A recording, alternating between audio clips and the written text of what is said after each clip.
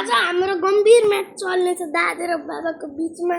दादेले जो कि आफ्नो गुरुलाई मलाई पनि हराइदियो अनि बाबा जसलाई मैले हराइदिएको थिएँ मामुले गर्दा आज यहाँ गम्भीर म्याच चल्नेछ। ल दादेले चालिसकेछ, हेरौँ है कसरी जित्दो रहेछ। ल अब हेरौँ है म्याच कस्तो चल्दो रहेछ। एकदम सोचमा मगन दादा। नङ टोक्दै एउटा गोटी गएल।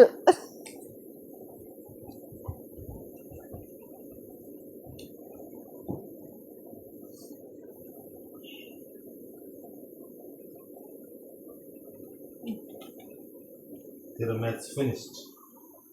चेक।